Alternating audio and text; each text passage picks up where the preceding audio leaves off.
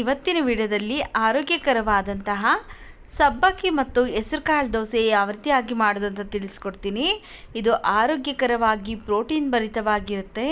ಮಕ್ಕಳಿಂದ ಹಿಡಿದು ದೊಡ್ಡೋರ್ವರೆಗೂ ತುಂಬ ಹೆಲ್ದಿಯಾಗಿರುವಂತಹ ದೋಸೆ ಅಂತಲೇ ಹೇಳ್ಬೋದು. ನೋಡಿ, ಇಲ್ಲಿ ಫಸ್ಟು ಒಂದು ಬಟ್ಲಿಗೆ ನಾನು ಈ ಕಪ್ಪಲ್ಲಿ 1 ಕಪ್ಪು ಸಬ್ಬಕ್ಕಿ ಹಾಕ್ಕೊಳ್ತಾ ಇದ್ದೀನಿ. ನಾನಿಲ್ಲಿ ದಪ್ಪ ಸಬ್ಬಕ್ಕಿ ಹಾಕ್ಕೊಳ್ತಾ ಇದ್ದೀನಿ. ನೀವು ಬೇಕಿದ್ರೆ ನೈಲಾನ್ ಸಬ್ಬಕ್ಕಿ ಬರುತ್ತಲ್ಲ, ಸಣ್ಣ ಸಬ್ಬಕ್ಕಿ, ಅದನ್ನು ಸಹ ಹಾಕ್ಕೊಳ್ಬೋದು. ಹಾಗೆಯೇ ಯಾವ ಕಪ್ಪಲ್ಲಿ ಸಬ್ಬಕ್ಕಿ ತೊಗೊಂಡಿದ್ರಲ್ಲ ಅದೇ ಕಪ್ಪಲ್ಲಿ ಅರ್ಧ ಕಪ್ಪು ಹೆಸರು ಕಾಳು ಹಾಕ್ಕೊಳ್ತಾ ಇದ್ದೀನಿ. ಈಗ ಅದೇ ಕಪ್ಪಲ್ಲಿ 1/4 ಕಪ್ಪು ಉದ್ದಿನಬೇಳೆ ಹಾಕ್ಕೊಳ್ತಾ ಇದ್ದೀನಿ. ಈಗ ಈ ಮೂರನ್ನು ಸಹ ಚೆನ್ನಾಗಿ 1 2 ರಿಂದ 3 ಸರಿ ತೊಳ್ಕೊಂಬರ್ತೀನಿ. ಇಲ್ಲಿ 1 2 ರಿಂದ 3 ಸರಿ ತೊಳ್ಕೊಂಡು ಆಗಿದೆ. ಈಗ ಇದಕ್ಕೆ ಮುಳುಗುವಷ್ಟು ನೀರನ್ನು ಸೇರಿಸಿ ಬೆಳಗ್ಗೆವರೆಗೂ ಚೆನ್ನಾಗಿ ನೆನೆಸ್ಕೊಳ್ತೀನಿ. ನಿಮ್ಮ ಹತ್ರ ಟೈಮ್ ಇಲ್ಲ ಅಂದರೆ ಒಂದು 4 ರಿಂದ 5 ಗಂಟೆಗಳ ಕಾಲ ಚೆನ್ನಾಗಿ ನೆನೆಸಬೇಕು. ನೋಡಿ, ಇಲ್ಲಿ ಬೆಳಗ್ಗೆ ಓಪನ್ ಮಾಡಿ ತೋರಿಸ್ತಾ ಇದ್ದೀನಿ. ಸಬ್ಬಕ್ಕಿ, ಹೆಸರುಕಾಳು, ಉದ್ದಿನಬೇಳೆ ಎಲ್ಲ ಚೆನ್ನಾಗಿ ನೆಂದಿದೆ. ಅಕಸ್ಮಾತ್ ನಿಮ್ಮ ಹತ್ರ ಟೈಮ್ ಇಲ್ಲ ಅಂದರೆ ಒಂದು 4 ರಿಂದ 5 ಗಂಟೆ ನೆನೆಸ್ಕೊಂಡ್ರೆ ಸಾಕಾಗುತ್ತೆ. ನಾನಿಲ್ಲಿ ನೈಟ್ ಪೂರ್ತಿ ನೆನೆಸ್ಕೊಂಡಿದ್ದೀನಿ. ನೋಡಿ, ಈಗ ಇದರಲ್ಲಿರುವಂತಹ ನೀರನ್ನೆಲ್ಲ ಬಸ್ತು ತೆಗೆದು ಈಗ ಇದನ್ನು ಒಂದು ಮಿಕ್ಸ್ ಜಾರ್ಗೆ ಹಾಕ್ಕೊಂಡು ರುಬ್ಕೊಳ್ಬೇಕು.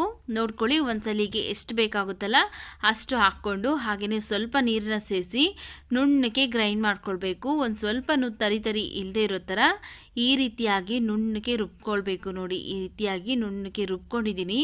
ಈಗ ಇದನ್ನು ಒಂದು ಮಿಕ್ಸಿಂಗ್ ಬೌಲ್ಗೆ ಹಾಕ್ಕೊಳ್ತೀನಿ. ಉಳಿದಿರುವಂತಹ ಸಬ್ಬಕ್ಕಿ, ಹೆಸರುಕಾಳು, ಉದ್ದಿನಬೇಳೆನೂ ಸಹ ರುಬ್ಬಿಟ್ಟು ಇದಕ್ಕೇ ಹಾಕ್ಕೊಳ್ತೀನಿ. ಈಗ ಇದಕ್ಕೆ ನಾವು ರುಚಿಗೆ ತಕ್ಕಷ್ಟು ಉಪ್ಪು ಹಾಕ್ಕೊಳ್ಬೇಕು. ನೀರೇನು ಜಾಸ್ತಿ ಹಾಕೋದಕ್ಕೆ ಹೋಗ್ಬಿಡಿ, ಯಾಕಂದರೆ ನಾವು ಇಲ್ಲಿ ಅಕ್ಕಿ ಹಾಕಿಲ್ವಲ್ಲ, ಅದಕ್ಕೋಸ್ಕರ ನೀರನ್ನು ಜಾಸ್ತಿ ಹಾಕೊಳ್ಳೋಕೆ ಹೋಗಬಾರ್ದು. ನೋಡಿ, ಈ ರೀತಿ ಹದಕ್ಕಿದ್ರೆ ಸಾಕಾಗುತ್ತೆ. ನೋಡಿ, ಇಲ್ಲಿ ದೋಸೆ ಮಾಡ್ಕೊಳ್ಳೋದಕ್ಕೆ ಹಿಟ್ಟು ರೆಡಿ ಆಗಿದೆ. ಫಸ್ಟು ನಾವು ದೋಸೆ ಮಾಡ್ಕೊಳ್ಳೋದಕ್ಕಿಂತ ಮುಂಚೆ ಚಟ್ನಿ ಮಾಡ್ಕೊಳ್ಳೋಣ. ಇದನ್ನು ಸೈಡ್ಗೆ ಇಟ್ಟು ಚಟ್ನಿ ಮಾಡ್ಕೊಳ್ಳೋಣ. ಬನ್ನಿ, ಇಲ್ಲಿ ಕಡಲೆಬೀಜ ಚಟ್ನಿ ತೋರಿಸ್ತಾ ಇದ್ದೀನಿ. ಫಸ್ಟು ಒಂದು ಬಾಣಲೆ ಬಿಸಿಗಿಟ್ಟು ಅದಕ್ಕೆ ನಾನು 1 ಕಪ್ಪು ಕಡಲೆಬೀಜ ಹಾಕ್ಕೊಂಡು ಸ್ಟವ್ ಊರಿನ ಮೀಡಿಯಮ್ ಫ್ಲೇಮಲ್ಲಿ ಇಟ್ಕೊಂಡು ನೋಡಿ ಈ ರೀತಿಯಾಗಿ ಹುರ್ಕೊಂಡಿದ್ದೀನಿ. ಈಗ ಸ್ಟವ್ ಆಫ್ ಮಾಡಿಕೊಂಡು ಇದು ಕಂಪ್ಲೀಟಾಗಿ ತಣ್ಣಗಾದ್ಮೇಲೆ ಸಿಪ್ಪೆ ಎಲ್ಲ ತೆಗೆದು ಒಂದು ಮಿಕ್ಸಿ ಜಾರ್ಗೆ ಹಾಕ್ಕೊಳ್ತಾ ಇದ್ದೀನಿ. ನೋಡಿ, ಈಗ ಇದಕ್ಕೆ ಯಾವ ಕಪ್ಪಲ್ಲಿ ಕಡಲೆಬೀಜ ತಗೊಂಡಿದ್ರಲ್ಲ ಅದೇ ಕಪ್ಪಲ್ಲಿ ಅರ್ಧ ಕಪ್ಪು ಉರಿಗಡಲೆ ಅಂದರೆ ಕಡಲೆಪಪ್ಪು, ಹಾಗೆಯೇ ಅರ್ಧ ಕಪ್ಪು ಹಸಿ ಕೊಬ್ಬರಿ ಹಾಕ್ಕೊಳ್ತಾ ಇದ್ದೀನಿ. ಒಂದು ಅರ್ಧ ಗಡ್ಡೆ ಈರುಳ್ಳಿನ ಹಾಕ್ಕೊಳ್ತಾ ಇದ್ದೀನಿ. ಒಂದು 5 ರಿಂದ 6 ಎಸ್ಲು ಬೆಳ್ಳುಳ್ಳಿನ ಸಿಪ್ಪೆ ತೆಗೆದು ಹಾಕ್ಕೊಳ್ತಾ ಇದ್ದೀನಿ.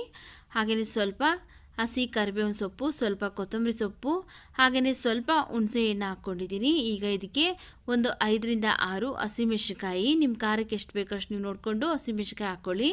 ರುಚಿಗೆ ತಕ್ಕಷ್ಟು ಉಪ್ಪು ಹಾಕ್ಕೊಂಡಿದ್ದೀನಿ. ಈಗ ಇದಕ್ಕೆ ರುಬ್ಬೋದಕ್ಕೆ ಬೇಕಾಗುವಷ್ಟು ಸ್ವಲ್ಪ ನೀರನ್ನು ಹಾಕಿ ನುಣ್ಣಗೆ ರುಬ್ಕೊಂಡು ಒಂದು ಬಟ್ಲಿಗೆ ಹಾಕ್ಕೊಳ್ತಾ ಇದ್ದೀನಿ. ನೋಡಿ, ಈಗ ಅದೇ ಮಿಕ್ಸಿ ಜಾರ್ಗೆ 1 2 ರಿಂದ 3 ಸ್ಪೂನ್ ಆಗುವಷ್ಟು ನೀರನ್ನು ಹಾಕಿ ಮಿಕ್ಸಿ ಜಾರ್ ತೊಳೆದ್ಬಿಟ್ಟು ಈಗ ಇದಕ್ಕೆ ಹಾಕ್ಕೊಂಡು ಈ ಸ್ವಲ್ಪ ನೀರು ಹಾಕಿದ್ರಲ್ಲ ಅದು ಎಲ್ಲ ಚಟ್ನಿ ಜೊತೆ ಮಿಕ್ಸ್ ಆಗೋ ಥರ ಮಿಕ್ಸ್ ಮಾಡಿ ಈಗ ಒಗ್ಗರಣೆ ಮಾಡ್ಕೊಳ್ಳೋಣ. ಬನ್ನಿ, ಚಟ್ನಿಗೆ ಒಂದು ಪ್ಯಾನ್ ಬಿಸಿಗಿಟ್ಟು ಸ್ವಲ್ಪ ಎಣ್ಣೆ ಹಾಕ್ಕೊಂಡಿದ್ದೀನಿ. ಎಣ್ಣೆ ಚೆನ್ನಾಗಿ ಬಿಸಿ ಆದಮೇಲೆ ಸ್ವಲ್ಪ ಸಾಸಿವೆ, ಸ್ವಲ್ಪ ಕರಿಬೇವಿನ ಸೊಪ್ಪು, ಒಂದು ಬ್ಯಾಡಗಿ ಮೆಣಸಿನಕಾಯಿನೂ ಸಹ ಕಟ್ ಮಾಡಿ ಹಾಕ್ಕೊಂಡು ಫ್ರೈ ಮಾಡಿ ಈಗ ಸ್ಟವ್ ಆಫ್ ಮಾಡಿಕೊಂಡು ಫಸ್ಟನ್ನೇ ಮಾಡಿ ಇಟ್ಕೊಂಡಿದ್ರಲ್ಲ ಚಟ್ನಿ, ಆ ಚಟ್ನಿಗೆ ಈ ಒಗ್ಗರಣೆನ ಮಿಕ್ಸ್ ಮಾಡ್ಕೊಳ್ಳೋಣ. ನೋಡಿ, ಈಗ ಕಡಲೆ ಬೀಜದ ಚಟ್ನಿ ರೆಡಿ ಆಗಿದೆ. ಇದನ್ನು ಸೈಡ್ಗೆ ಇಟ್ಟು ದೋಸೆ ಮಾಡ್ಕೊಳ್ಳೋಣ. ಬನ್ನಿ, ಸ್ಟವ್ ಮೇಲೆ ಒಂದು ತವ ಚೆನ್ನಾಗಿ ಬಿಸಿ ಮಾಡಿ ಆನಂತರ ಸ್ಟವ್ ಊರಿನ ಲೋ ಫ್ಲೇಮಲ್ಲಿ ಇಟ್ಕೊಂಡು ನಾವು ಫಸ್ಟೇ ರೆಡಿ ಮಾಡಿ ಇಟ್ಕೊಂಡಿದ್ರಲ್ಲ ದೋಸೆ ಹಿಟ್ಟನ್ನು ಹಾಕಿ ದೋಸೆನ ಸ್ಪ್ರೆಡ್ ಮಾಡಿಕೊಂಡು ಸ್ಟವ್ ಊರಿನ ಮೀಡಿಯಮ್ ಫ್ಲೇಮಲ್ಲಿ ಇಟ್ಕೊಂಡು ಸ್ವಲ್ಪ ತುಪ್ಪ ಅಥವಾ ಎಣ್ಣೆ ಹಾಕ್ಕೊಂಡು ಈ ರೀತಿಯಾಗಿ ಬೇಯಿಸ್ಕೊಳ್ಬೇಕು. ನೋಡಿ, ಲೈಟಾಗಿ ಬಣ್ಣ ಚೇಂಜ್ ಆದಮೇಲೆ ಟರ್ನ್ ಮಾಡ್ತಾ ಇದ್ದೀನಿ. 2 ಕಡೆಯೂ ಸಹ ಚೆನ್ನಾಗಿ ಬೇಯಿಸ್ಕೊಳ್ಬೇಕು. ನೋಡಿ, ಈಗ ಮತ್ತೊಂದು ಸೈಡು ಸಹ ಚೆನ್ನಾಗಿ ಬೆಂದಿದೆ. ದೋಸೆನ ತೆಗೆದುಕೊಳ್ತಾ ಇದ್ದೀನಿ. ಮತ್ತೊಂದು ದೋಸೆ ಮಾಡಿ ತೋರಿಸ್ತೀನಿ ನಾನು ನಿಮಗೆ. ಈ ದೋಸೆನ ನಾವು ವೆಯ್ಟ್ ಲಾಸ್ ಮಾಡ್ಕೊಳ್ಬೇಕು ಅನ್ನೋರಿಗೆ ಡೈಲಿ ಮಾಡಿಕೊಟ್ರೆ ಬೇಗ ವೆಯ್ಟ್ ಲಾಸ್ ಆಗುತ್ತೆ. ಹಾಗೆಯೇ ಶುಗರ್ ಇರೋರಿಗೆ, BP ಇರೋರಿಗೆ, ಹಾಗೆಯೇ ಚಿಕ್ಕ ಮಕ್ಕಳಿಂದ ಹಿಡಿದು ಪ್ರೆಗ್ನೆಂಟ್ ಲೇಡಿ ಎಲ್ಲರೂ ಸಹ ತಿನ್ಬೋದು. ಆರೋಗ್ಯಕರವಾಗಿ ಪ್ರೋಟೀನ್ ಭರಿತವಾಗಿರುತ್ತೆ ಈ ದೋಸೆ. ನೋಡಿ, ಈಗ 2ನೇ ದೋಸೆನೂ ಸಹ ರೆಡಿಯಾಗಿದೆ. ನೋಡಿದ್ರಲ್ಲ ಯಾವ ರೀತಿಯಾಗಿ ಆರೋಗ್ಯಕರವಾಗಿ ಸಬ್ಬಕ್ಕಿ ಮತ್ತು ಹೆಸರುಕಾಳು ದೋಸೆ ಮಾಡೋದು ಅಂತ. ವಿಡಿಯೋ ಇಷ್ಟ ಆಗಿದರೆ ವಿಡಿಯೋಗೊಂದು ಲೈಕ್ ಮಾಡಿ, ಈ ವಿಡಿಯೋವನ್ನು ಶೇರ್ ಮಾಡಿ, ನಮ್ಮ ಚಾನಲ್ಗೆ ಸಬ್ಸ್ಕ್ರೈಬ್ ಮಾಡಿ ಸಪೋರ್ಟ್ ಮಾಡಿ.